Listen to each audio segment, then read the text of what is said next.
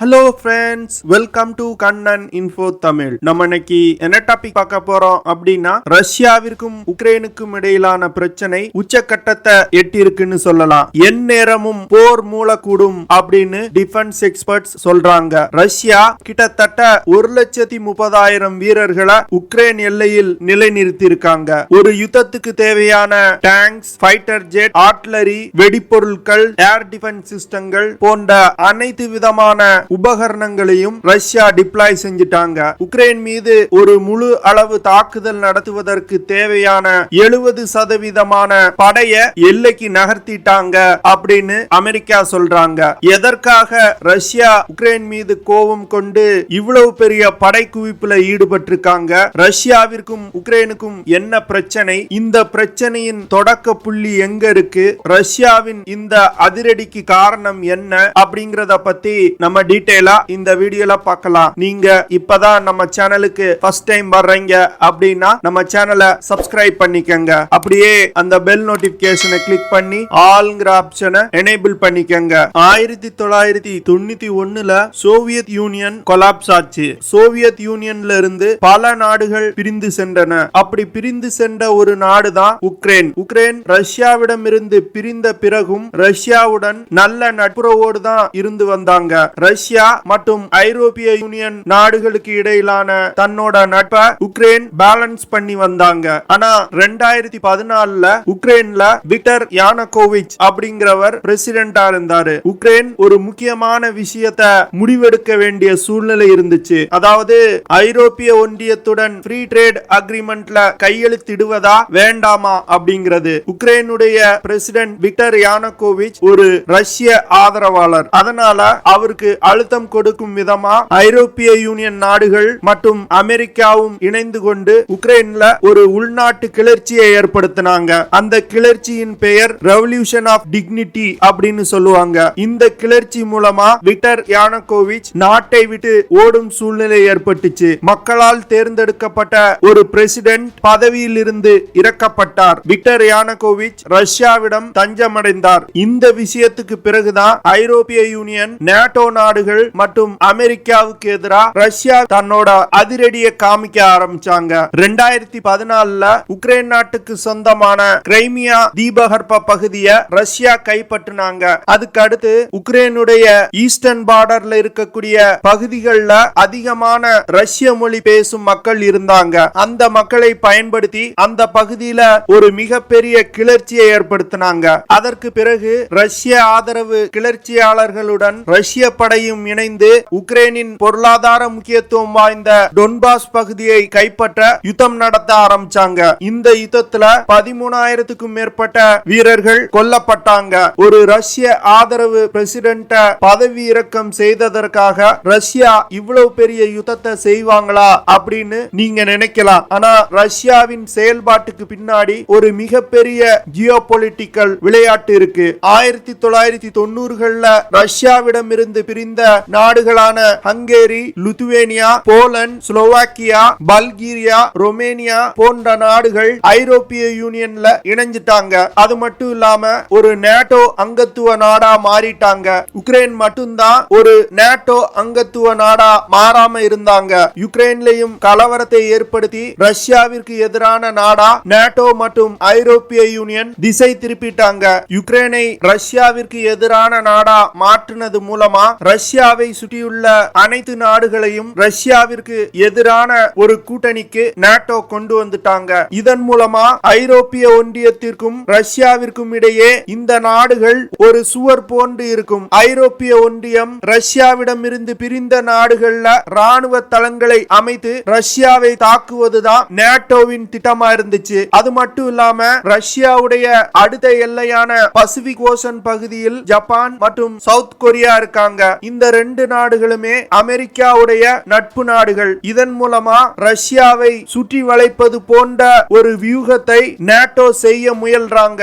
இந்த வியூகத்தை உடைப்பதற்காக தான் ரஷ்யா உக்ரைனில் உள்ள கிரைமியா தீபகற்ப பகுதியை கைப்பற்றினாங்க. இந்த கிரைமியா தீபகற்ப பகுதி கருங்கடல் பகுதியில் இருக்கு. ரஷ்ய வணிகத்திற்கு இந்த கருங்கடல் பகுதி மிகவும் ஒரு முக்கியமான பகுதியா பார்க்கப்படுது. ஏன்னா இந்த பகுதியில் இருந்துதான் மெடிட்டரேனியன் கடற்பகுதிக்குள் ரஷ்யாவால் நுழைய முடியும். பின்பு மெடிட்டரேனியன் கடல் பகுதியில் இருந்து ஆப்பிரிக்கா மற்றும் ஆசிய நாடுகளுக்கு ரஷ்யாவால் எளிதா நுழைய முடியும். இப்போ கிரைமியா தீபகற்ப பகுதியை கைப்பற்றினதன் மூலம் நேட்டோவின் வியூகம் உடைக்கப்பட்டிருக்கு. இந்த சூழ்நிலையில யுக்ரைன் 2019 வருடம் தங்களோட அரசியலமைப்பு சட்டத்துல சில மாற்றங்களை செய்து ஐரோப்பிய ஒன்றியம் மற்றும் நேட்டோவில் ஒரு அங்கத்துவ நாடா மாற முயற்சி செய்தாங்க.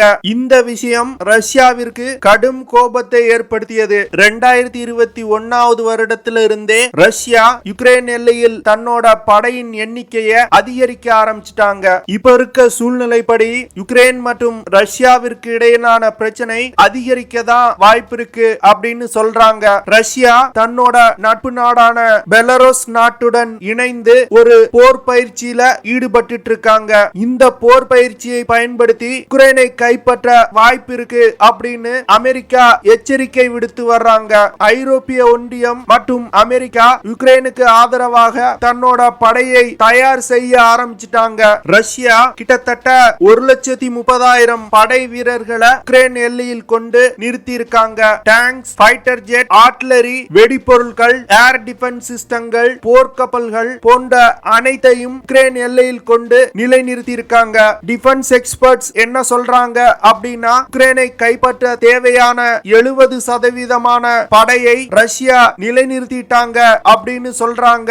ரஷ்யாவின் இந்த படை குவிப்பை பார்க்கும்போது ரஷ்யா யுக்ரைன் மீது ஒரு சிறிய அளவிலான தாக்குதலுக்கு திட்டமிடுவது போன்று தெரியல. யுக்ரைனை முழுவதுமாக கைப்பற்றுவதற்கு செய்யக்கூடிய நகர்வு போன்று இருக்கு அப்படின்னு சொல்றாங்க. ஆனா ரஷ்யா யுக்ரைன் மீது தாக்குதல் நடத்துவதற்கு எங்களுக்கு எந்த திட்டமும் கிடையாது. நாங்க பெலாரஸ் நாட்டுடன் ராணுவ பயிற்சி செய்ய போறோம். அதற்காக தான் படையை எல்லையில் நிறுத்தி இருக்கோம் அப்படின்னு சொல்றாங்க. ரஷ்யா 100 பெட்டாலியன் டாக்டிக்கல் குரூப் படை பிரிவை யுக்ரைன் எல்லையில் நிலைநிறுத்தி இருக்காங்க. ஒரு பெட்டாலியன் டாக்டிக்கல் குரூப் அப்படிங்கிறது 600 முதல் 1000 வீரர்களை கொண்டது. அப்போ ரஷ்யாவுடைய படை குவிப்பு எவ்வளவு பெரிய மேக்னிடியூட்ல இருக்கு அப்படின்னு நீங்களே பாருங்க. ரஷ்யாவுடைய இந்த அளவிலான படை குவிப்பை பார்த்து நாட்டோ மற்றும் ஐரோப்பிய நாடுகள் மிரண்டு போயிருக்கு. ரஷ்யா கிரிமியா தீபகற்ப பகுதியை கைப்பற்றுவதற்கு 10 முதல் 11 பெட்டாலியன் டாக்டிக்கல் குரூப்ஸ் மட்டுமே பயன்படுத்தினாங்க. ஆனா இப்போ யுக்ரைன் எல்லையில் 100 பெட்டாலியன் டாக்டிக்கல் குரூப்ஸ் நிறுத்தி இருப்பது ஒரு மிகப்பெரிய யுத்தத்துக்காக தான் அப்படின்னு டிஃபென்ஸ் எக்ஸ்பர்ட் சொல்றாங்க. ரஷ்யா யுக்ரைனை 3 புறங்களில் இருந்தும் தாக்குதல் நடத்த திட்டமிட்டிருக்காங்க. பெலாரஸ், ரஷ்யாவுடைய ஈஸ்டர்ன் பார்டர் மற்றும் கிரைமியா தீபகற்ப பகுதியிலிருந்து யுக்ரைனை தாக்க ரஷ்யா திட்டமிட்டிருக்காங்க. அப்படி ரஷ்யா யுக்ரைன் மீது ஒரு முழு அளவிலான தாக்குதல் நடத்தினாங்க அப்படின்னா யுக்ரைன் நாட்டால் ஒரு வாரம் கூட தாக்கு பிடிக்க முடியாது. ரஷ்யா தன்னோட அதிநவீன ஏர் டிஃபென்ஸ் சிஸ்டமான S-400 ஏர் டிஃபென்ஸ் சிஸ்டத்தையும் பெலாரஸ் யுக்ரைன் எல்லையில் கொண்டு நிலைநிறுத்தி இருக்காங்க. ரஷ்யாவுடைய டிஃபென்ஸ் மினிஸ்டர் சமீபத்தில் வெளியிட்ட ஒரு செய்தியில ஜனவரி முதல் பிப்ரவரி மாதம் வரை கருங்கடல் பகுதியில ரஷ்யா ஒரு மிகப்பெரிய கடற்படை பயிற்சியை செய்ய போறதா சொல்லியிருக்காங்க. இந்த கடற்படை பயிற்சியில கிட்டத்தட்ட 140 கப்பல்கள் பங்கெடுக்க போவதாகவும் 10,000க்கும் மேற்பட்ட வீரர்கள் கடற்படை பயிற்சியில ஈடுபட போவதாகவும் சொல்லியிருக்காங்க. யுக்ரைன் இந்த கடற்படை பயிற்சி தங்களை தாக்குவதற்காக தான் ரஷ்யா செய்றாங்க அப்படின்னு குற்றம் சுமத்துறாங்க. ரஷ்யாவுடைய பால்டிக் மற்றும் நார்தர்ன் ஃபிளீட் கப்பல்கள் கருங்கடலை நோக்கி நகரத் தொடங்கிட்டாங்க. அதே போன்று பசிபிக் கடல் பகுதியில நிறுத்தி வைக்கப்பட்டிருந்த ரஷ்ய போர்க்கப்பல்கள் மெடிட்டரேனியன் கடற்பகுதியை நோக்கி நகர ஆரம்பிச்சிட்டாங்க. ரஷ்யா செய்கின்ற அனைத்து விஷயங்களுமே ஒரு மிகப்பெரிய யுத்தத்துக்கு அடிக்கோலிடக்கூடிய விஷயங்களா இருக்கு. ஆனா ரஷ்யா தாங்கள் ஒரு கடற்படை பயிற்சி மட்டுமே செய்ய போறதா சொல்றாங்க. ஒரு கடற்படை பயிற்சிக்கு எதற்காக 140 கப்பல்களை கொண்டு நிலைநிறுத்தணும்? ரஷ்யாவுடைய இந்த நடவடிக்கைகளுக்கு பிறகு ஐரோப்பிய நாடுகள், யுகே, அமெரிக்கா போன்ற நாடுகள் யுக்ரைனுக்கு ஆதரவா ராணுவ உதவிகளை செய்ய ஆரம்பிச்சிட்டாங்க. அமெரிக்கா தன்னோட F-15C விமானங்களை போலந்து நாட்டுக்கு அனுப்பி வச்சிருக்காங்க. அதே போன்று B-52H அப்படிங்கிற ஸ்ட்ராட்டஜிக்கல் நியூக்ளியர் கேப்பபிள் பாமர் விமானங்களையும் யுகே நாட்டுக்கு அமெரிக்கா அனுப்பி வச்சிருக்காங்க. இந்த பாமர் விமானங்களை பயன்படுத்தி ரஷ்யா மீது ஒரு அணு ஆயுத தாக்குதல் நடத்த முடியும். இப்ப நடக்கக்கூடிய நகர்வுகளின்படி இரண்டு பிரிவினருமே யுத்தத்தை நோக்கி பயணம் செய்வது போன்றுதான் இருக்கு. ஆனா ஜெர்மனி, பிரான்ஸ் போன்ற நாடுகள் யுத்தத்தை தவிர்ப்பதற்கு ரஷ்யாவிடம் பேச்சுவார்த்தையில ஈடுபட்டிருக்காங்க. இந்த பேச்சுவார்த்தையில் ரஷ்யா உக்ரைனை நாட்டோவில் இணைக்க கூடாது, சோவியத் யூனியன்ல இருந்து பிரிந்த நாடுகளை நாட்டோவில் இருந்து வெளியேற்றணும் போன்ற பல கோரிக்கைகளை முன்வைக்கிறாரு. இந்த கோரிக்கைகள் நிறைவேறுமா அப்படிங்கிறதும் ஒரு மிகப்பெரிய கேள்விக்குறிதான். ஆனா இப்போ சமீபத்துல வந்த செய்தியின்படி ரஷ்யா தன்னோட ஒரு சிறிய அளவிலான படையை திரும்ப பெற்றிருப்பதா செய்திகள் வர ஆரம்பிச்சிருக்கு. ரஷ்யாவுடனான பேச்சுவார்த்தையும் தொடர்ந்து நடந்து கொண்டே இருக்கு. அதனால இந்த விஷயம் எந்த திசையை நோக்கி பயணிக்கும் அப்படிங்கறத தெளிவா சொல்ல முடியல. இப்போதைக்கு ரஷ்யா உக்ரைன் போர் ஒரு மதில் மேல் பூனை. ஓகே ஃப்ரெண்ட்ஸ், நம்ம வீடியோவோட நிறைவு பகுதிக்கு வந்துட்டோம். இதெல்லாம் தான் நான் உங்ககிட்ட ஷேர் பண்ணணும் அப்படின்னு நினைச்ச விஷயங்கள். ஐ ஹோப் நான் ஷேர் பண்ண விஷயங்கள் உங்களுக்கு பிடிச்சிருக்கும்னு நினைக்கிறேன். அப்படி பிடிச்சிருந்துச்சுன்னா ஷேர் பண்ணுங்க, லைக் பண்ணுங்க, கமெண்ட் பண்ணுங்க, மறக்காம நம்ம சேனலுக்கு சப்ஸ்கிரைப் பண்ணுங்க. அப்படியே அந்த பெல் நோட்டிபிகேஷனை கிளிக் பண்ணி ஆல்ங்கிற ஆப்ஷனை எனேபிள் பண்ணிக்கங்க. See you in the next video. Jai Hind.